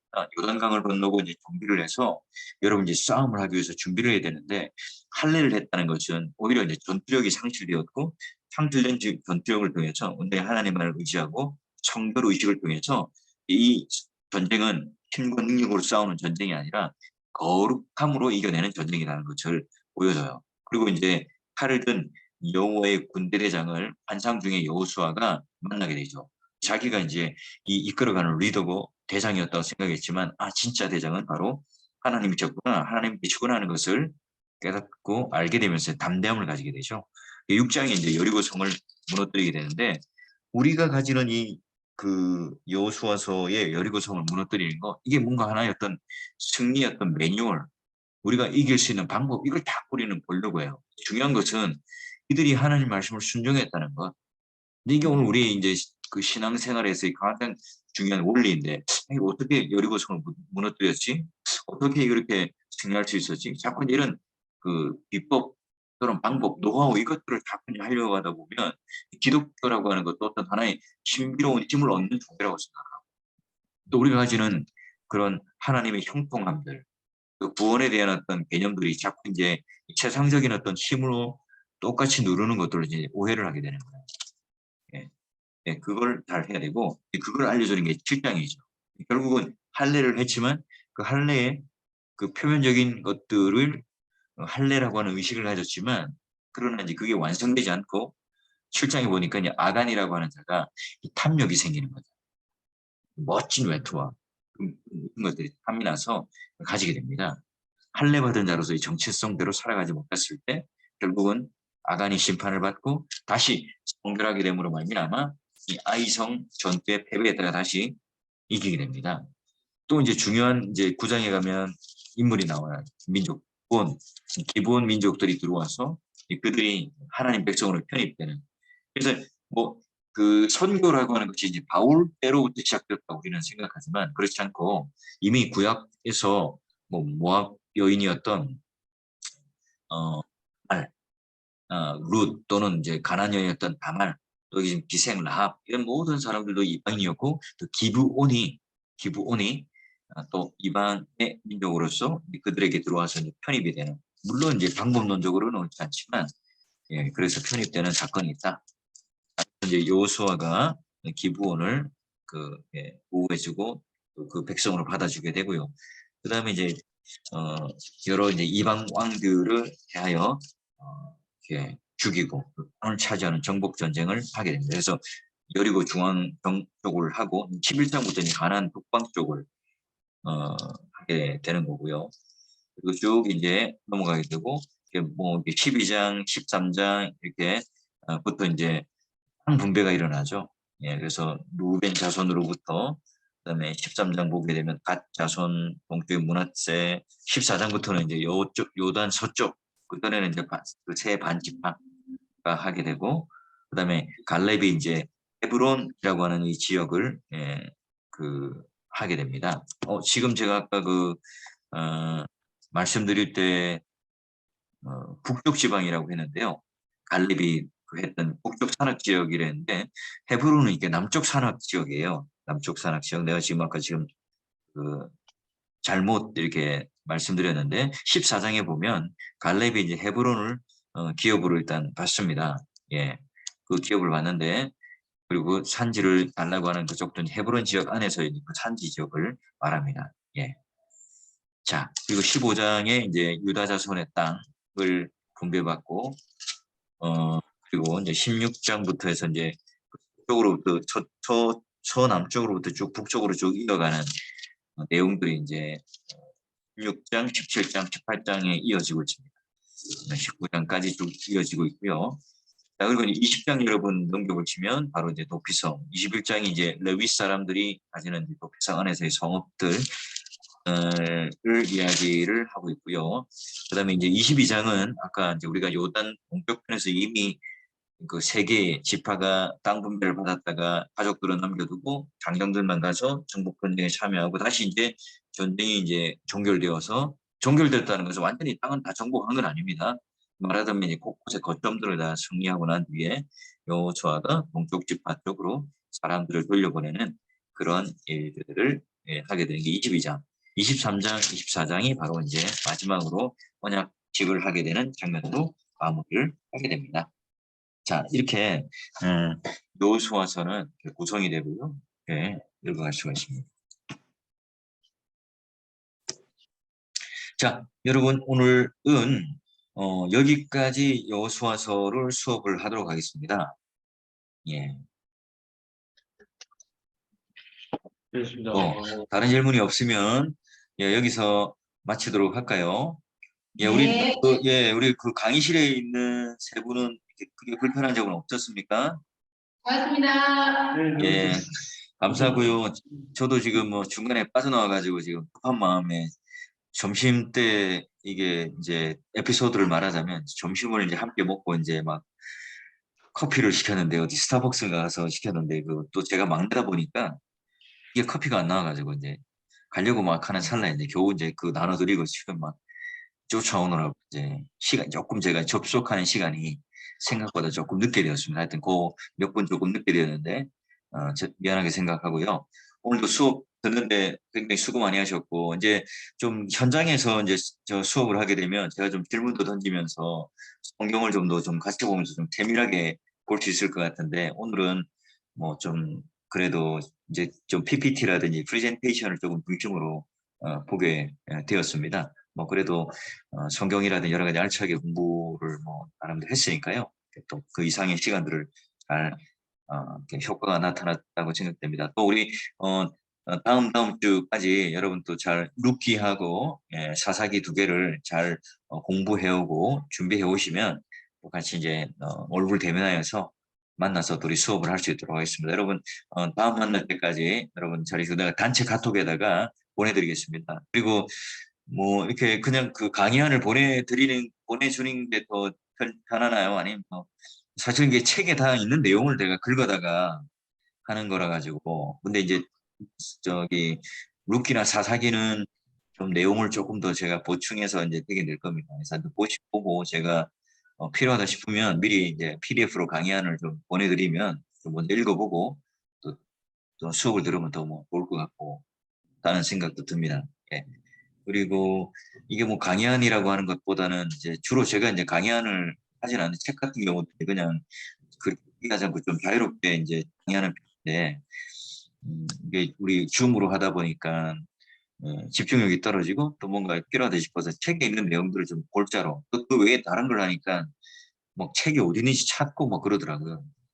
그래서 가급적이면 이제 책 안에 있는 내용을 중심으로 그걸 기존으로 하고 기본으로 하고 좀 이렇게 좀 더 확장시켜서 수업을 계속해서 좀 진행해 나가도록 하겠습니다. 그러면 여러분 또 성경 열심히 읽고 또 함께 또 다음 시간에 룻기 또 사사기 또 배워보도록 하겠습니다. 여러분 오늘 수고하셨고 감사해요. 또 다음 주에 네. 뵙겠습니다. 수고하셨습니다. 아. 감사합니다.